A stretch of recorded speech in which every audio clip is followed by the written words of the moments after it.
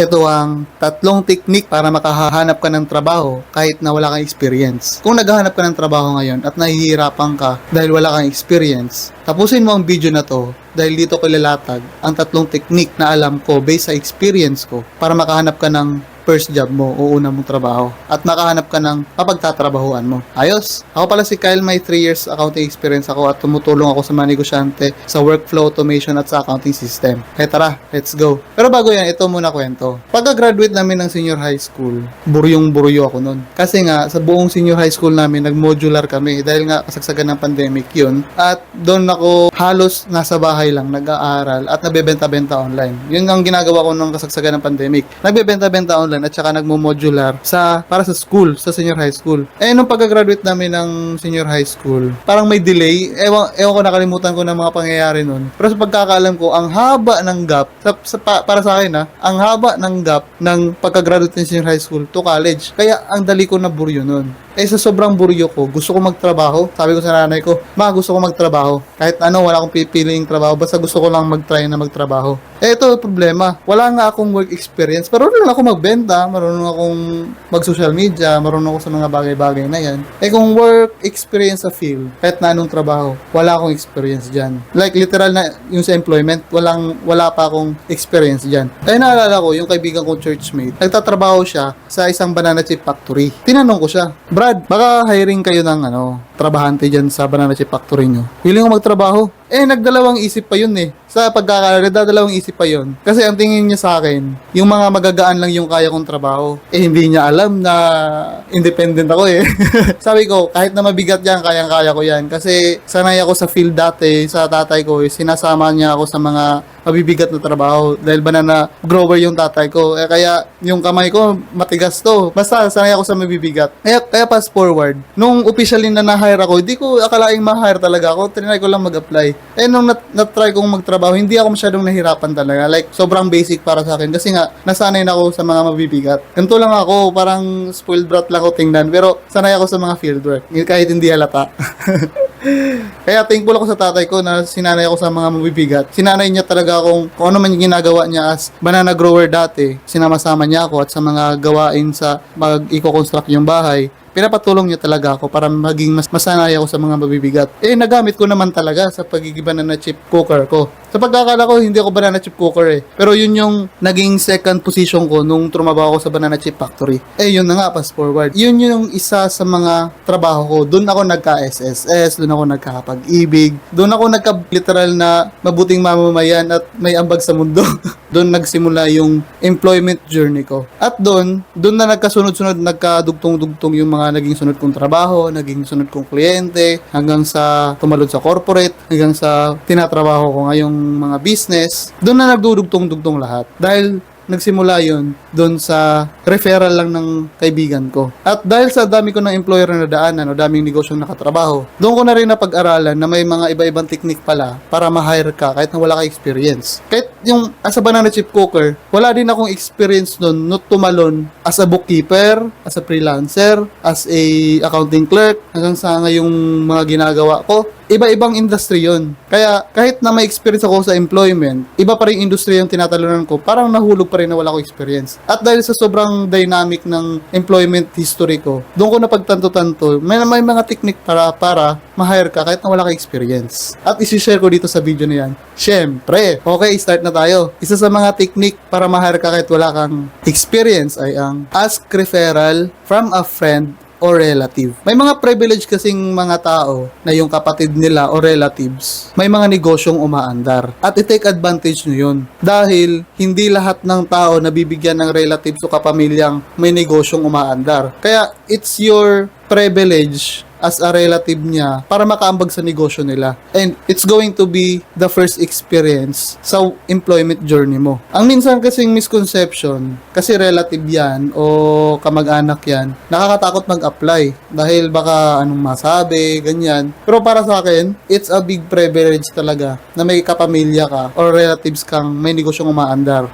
Because it's your, may advantage ka na dahil nga kilala ka nun kasi relatives ka o kapamilya ka at malaki din din yung chance na kahit na wala ka pang masyadong capacity magtrabaho, malaking chance ang pagkatiwalaan ka. At doon mabibuild yung experience mo sa employment. Dahil may mga unang nagtiwala sa'yo, diba? Isa yan, pag may kapamilya kang relatives o kaibigang may negosyo. Pero meron ding, kagaya ng nangyari sa akin, kaibigan mong nagtrabaho dun sa gusto mong pag-applyan, magpa-referral ka sa kanya. Meron din ganyang instances. O relatives mo man na may nagtatrabaho sa ganyang establishment o negosyo, pwede ka magpa-refer sa kanya para ma-hire ka dun. So, isa yan sa mga technique. Ask from a friend o relative. Kung may sariling negosyo man sila o doon man sila nagtatrabaho. Iba yung impact ng referral talaga sa isang nagsisimulang tumahak sa pagtatrabaho as an empleyado. Okay, isa yan sa mga technique. Ask a referral from a friend o relative. Okay, next. Isa sa mga technique para ma-hire ka kahit na wala kang experience ay ang show your skills even though you are not employed yet. Isa to sa mga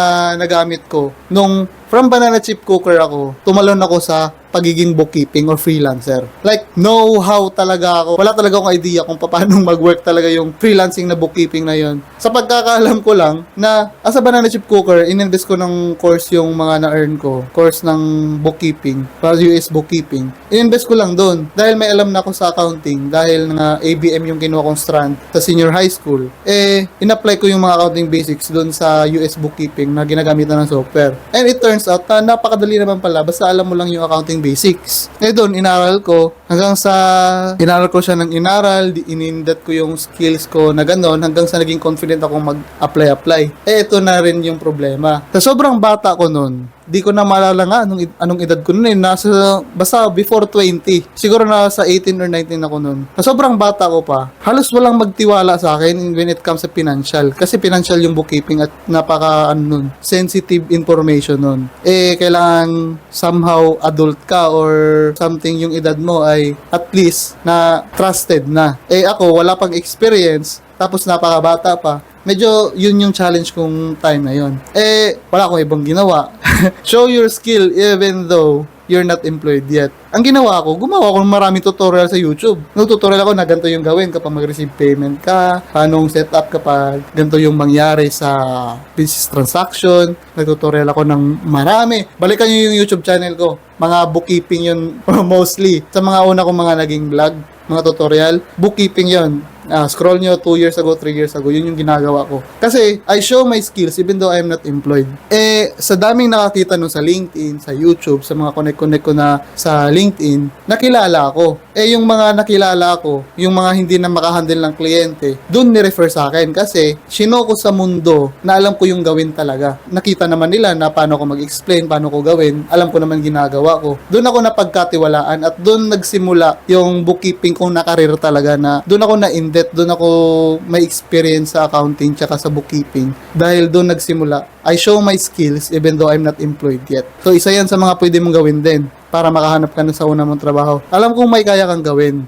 Imposible na sa generation ngayon na walang kayang gawin. Kung marunong ka mag-social media, marunong ka mag-edit ng CapCut, marunong kang mag-graphic, mag-edit sa Canva, it's already a skill eh. Show your skills even though you're not employed. Kung hindi ka naman employed, gawin mo yung kaya mong gawin sa ngayon. May in-situ nga ako sa refrigeration air conditioning, hindi ko lang nagamit. Pero kung marunong ka rin ng ganyan, i-vlog mo. For example, may relatives kang nagpapaayos o magpapaklining ng aircon, ikaw na, gawin mo libre, tapos i-vlog mo. Show your skills even though you're not employed. I-vlog mo, ipakita mo sa mundo o explain mo sa mundo na may kaya kang gawin even though wala ka pang experience doon. Like, prove yourself lang, social proof lang na kaya mong gawin yon kahit na wala ka pang experience dahil knowledgeable ka at inaral mo yung skills na yon.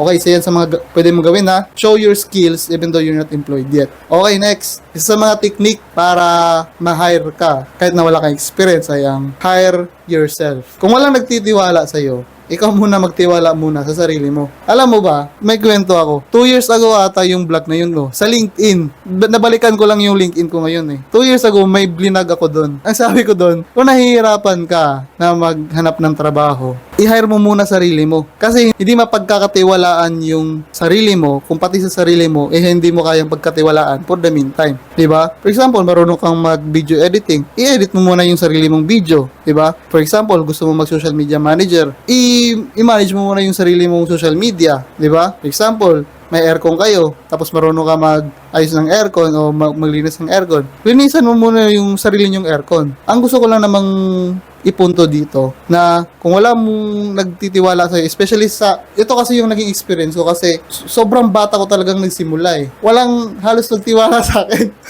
Ramdam ko yung feeling na halos walang nagtiwala sa'yo kasi sa sobrang bata mo pa, nagsisimula ka, wala ka pang napapatunayan. Eh kung wala magtiwala, di wow, pagkatiwalaan ko na lang sarili ko. Pagkatiwalaan ko na lang yung kaya kong gawin na binigay ng Diyos na skill sa akin. At i-apply ko na lang yun sa sarili ko at ipakita ko sa mundo na kaya ko siyang gawin. So yan sa pwede mong ikonsidera o isang technique para ma-hire ka na kahit na wala kang experience. Pero kapag senior high school graduate ka ngayon or college graduate ka na ngayon, posibleng hindi mo na maranasan yung hirap na naranasan ko. Mas madali yung magiging path mo. Sure ako dyan. Kaya binibigyan ko lang kayo ng idea sa mga pwede nyong gawin. Kung wala kang experience at gusto nyong ma-hire sa first job nyo, yung 3 technique ko yung nilalatag ko para nabigyan lang kayo ng idea. Bakit ko ba sineshare to? Sineshare ko to sa inyo para maparealize sa ating lahat, maparealize natin sa mundo na hindi porket wala kang trabaho ngayon, wala kang kayang gawin. Lahat tayo may core gift. Lahat tayo binigyan ng Diyos ng something na kayang gawin. And isa sa mga pinaniniwalaan ko na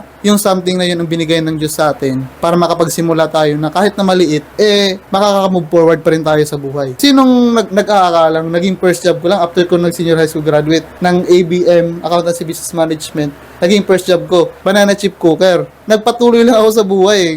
Nag-move forward lang ako na move forward na kahit na hindi ko masyadong alam yung mga bagay-bagay, gusto ko talaga makuha yun, pinagdasal ko yun, pinagtrabahoan ko yun. Hindi ko na-imagine gaano kabuti yung Panginoon sa buhay ko. Basta lang pinaniniwalaan ko na yung maliit na alam mo ngayon, na alam mong bagay na gawin ngayon, isa yan sa magpapamomentum sa buhay mo. Isa yan sa magpapausad ng buhay mo. At habang umuusad ka, sure akong time goes by, nag-i-improve ka rin kapag piliin mo rin mag-improve sa buhay. Ayos. Ang kalaban kasi natin dito, yung takot na ma-reject, di ba? Ganyan din ako dati. Kaya nga, from referral yung mga ina-applyan ko kasi takot ako sa rejection. Sobrang takot ako mag-apply ng parang, ang tawag kasi niyan, cold applying eh. Parang cold calling, pero sa pag-apply. Cold applying. Ako lang pala may term na ganyan. Parang cold applying kasi siya. Takot ako sa ganyan. Yung pupunta lang ako sa isang establishment na, ma'am, baka may hiring kayo. Mag-a-apply ako. Takot ako sa ganyan. Kaya lahat ng halos ng mga naging katrabaho ko at mga nakatrabaho ko, from referral talaga yun. Kasi yun ang kalaban ko talaga. Pero binigyan naman ako ng way ng Panginoon para at least kahit na may ganun akong takot, may option pa rin palang makapag-usad sa buhay.